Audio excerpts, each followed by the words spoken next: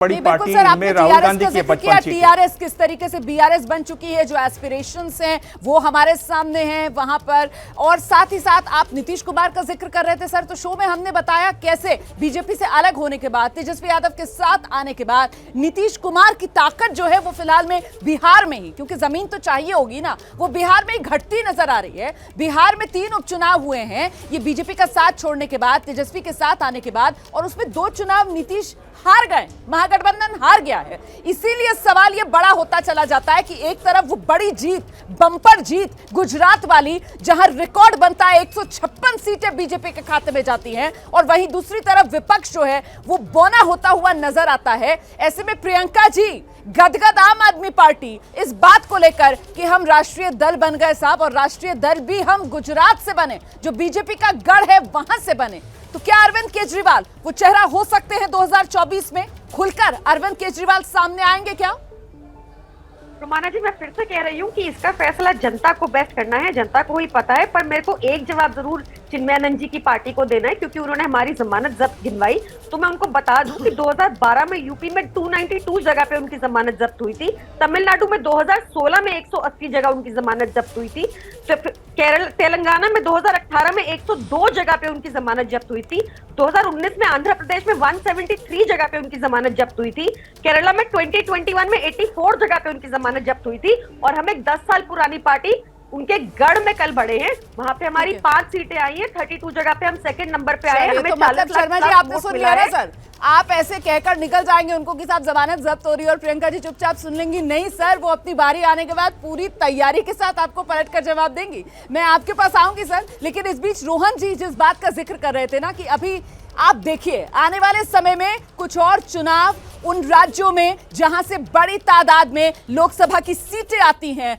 और वहां के नतीजे भी 2024 की जो तैयारी है उस पर असर डालेंगे। तो वो कौन कौन से राज्य हैं, वो कितनी सीटें हैं, जरा इस पर भी तो आप नजर डाल लीजिए ना। ये वो राज्य मैं आपको दिखा रही हूं अब हिंदुस्तान के नक्शे पर, जहां अगले साल मतलब 2024 में लोकसभा चुनाव से पहले चुनाव होने हैं। इसमें आप देख सकते हैं राजस्थान है जहां अभी कांग्रेस की सरकार है, इसमें वो मध्य प्रदेश है जहां पर 2018 में जीती कांग्रेस थी, लेकिन उसके बाद उलटफेर हुआ और इस वक्त यहां मध्य प्रदेश में शिवराज सिंह चौहान मतलब बीजेपी की सरकार है। आप देख रहे हैं ये वो तमाम राज्य, और इन राज्यों के बारे में अगर मैं आपको एक जानकारी दूं वो ये कि 2023 में जिन राज्यों के अंदर चुनाव होने हैं, कुल मिलाकर 121 लोकसभा सीटें इन्हीं राज्यों से आती हैं। ऐसे में 2023 की लड़ाई तय करेगी 2024 का चुनावी मिजाज। के शर्मा जी, अभी चुनौती और खतरा बाकी?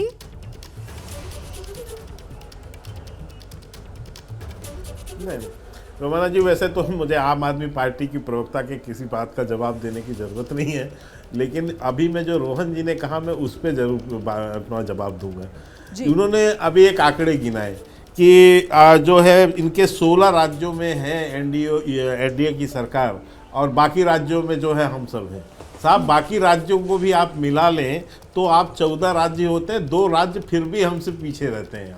तो अभी इस तरह की तुलना करके आप अपने आप में खुश जरूर हो सकते हैं, लेकिन इसके बावजूद जो है हम आपसे 2 राज्य ज़्यादा हैं, और इसमें भी जो आप 14 राज्य बता रहे हैं इसमें भी हमारे को समर्थन देने वाले राज्य हैं, और मैं वो भी आपको बता सकता हूँ जिनका समर्थन हमें समय समय पर मिलता है। तो ये विषय नहीं है। मेन जो आप आए अभी बिहार के चुनाव की, जो कुर्नी सीट की आपने बात किया, कुर्नी सीट में रोमाना जी जो है वहां पर कांग्रेस, आरजेडी और ये अपना जेडीयू, ये सारा जो गठबंधन जितने भी पक्षी हैं, ये सब मैं 2024 की बात कर रही हूँ और 2022 से आगे निकलकर 2023 का जिक्र करते हुए कर रही हूँ। मैं आपसे ये जानना चाहती हूँ कि 2022 से आपको लगता है टेम्पलेट सेट हो गई है, या फिर 2023 अभी बाकी है और 2023 के बाद टेम्पलेट सेट होगी? नहीं रोमाना जी, देखिए एक बात बिल्कुल भिन्न अलग से मान लीजिए कि विधानसभा के चुनाव और लोकसभा के चुनाव दोनों के मुद्दे अलग हैं, दोनों के विषय अलग होते हैं। और इसलिए आपने देखा होगा ये कई बार कई पॉलिटिकल जो राजनीतिक विश्लेषक हैं अपनी सहूलियत के हिसाब से इसका विमर्श करते हैं, लेकिन वो कभी वो आंकड़े ठीक नहीं बैठे।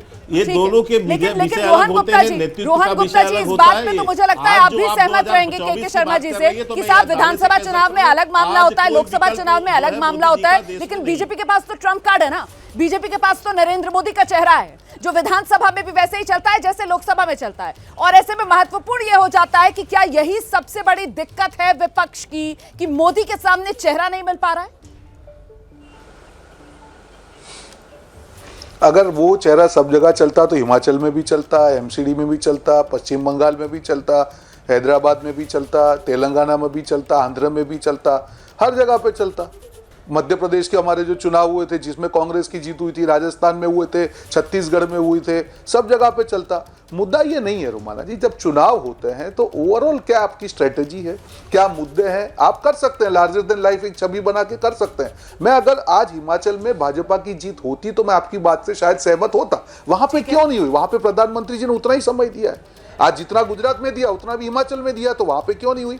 तो मैं यही कहना चाह रहा हूं कि हर चुनाव के कुछ समीकरण होते हैं, लोकल समीकरण होते हैं, ओवरऑल कैंपेन की स्ट्रेटेजी होती है, किस प्रकार से आपके मुद्दों को जनता स्वीकार करती है। अगर ये पूरा जो 2023 का साल है, मुझे लगता है कि बहुत इंपॉर्टेंट रोल प्ले करेगा 2024 की राह तय करने में। पर जो मैं देख रहा हूं कि जिस प्रकार से कमी आ रही है, एक फाइट हो रही है, पर भाजपा के राज्यों में जो कमी आ रही है वो कमी हम 2023 में और भी देखेंगे। जल्दी से दिबांग जी से इस शो में लास्ट रिएक्शन लेंगे। दिबांग सर, कुल मिलाकर 2024 चेहरे को महत्व नहीं देना चाहती कांग्रेस पार्टी, लेकिन क्या बिना चेहरे के विपक्ष बीजेपी मोदी को टक्कर दे सकता है सर?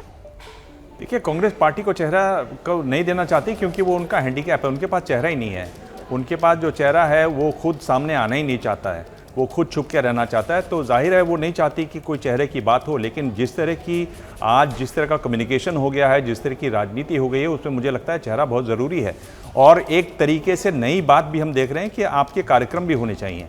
अगर आप देखें ये जो मिली जुली सरकार का जो इस तरह की जो खिचड़ी सरकार जिसको कहा जाता है रोमाना, इनका जो ट्रैक रिकॉर्ड देखें तो बहुत अच्छा नहीं रहा है। मिली जुली सरकारों की अगर हम बात करें, मैं आपको छोटा सा एक आंकड़ा दे रहा हूं, तो 7 प्रधानमंत्री हुए हैं अब तक इनके, और इनका कार्यकाल जोड़ा जाए तो 35 साल नहीं है, केवल 6 साल कुछ दिन है। तो 6 साल में अगर 7 प्रधानमंत्री बनते हैं तो ये मिली जुली सरकारों को सोचना पड़ेगा। चेहरा नहीं, कार्यक्रम ही जोड़ लें तो भी बात बने। ये तो आपस में लड़ेंगे लोकसभा का चुनाव, फिर दिल्ली में आके बैठेंगे, मनमुटाव इतना होगा, कौन उनको बांधेगा? ये बांधना सबसे बड़ी समय मेरे पास इतना ही है। तो कुल मिलाकर यहाँ पर विपक्ष के सामने चुनौती बड़ी है। अगर मोदी वर्सेस ऑल, तो पहले तो वो ऑल कैसे बनेगा, एक साथ कैसे आएगा विपक्ष, इसी को लेकर बड़ा सवाल। और महत्वपूर्ण ये कि मोदी का चेहरा तो 2024 में बीजेपी का सबसे बड़ा ट्रम्प कार्ड रहने वाला है, उसकी कार्ड विपक्ष के पास होगी क्या? बहुत शुक्रिया आप सभी का मेरे साथ बने रहने के लिए। क्या मजबूरी है मेरी, बताइए। मैं अभी आपको बताती हूँ कि मैंने ओए होए होए होए नमकीन के चटकारे लेते हुए टकटकी मार के डिबेट शो को पॉज रिपीट कर कर के देख रहे हैं जोगिंदर जी। इनकी तरह आप भी देखें अपनी फेवरेट डिबेट्स को रिपीट कर, और डाउनलोड कीजिए एबीपी लाइव ऐप अपने स्मार्ट टीवी पर।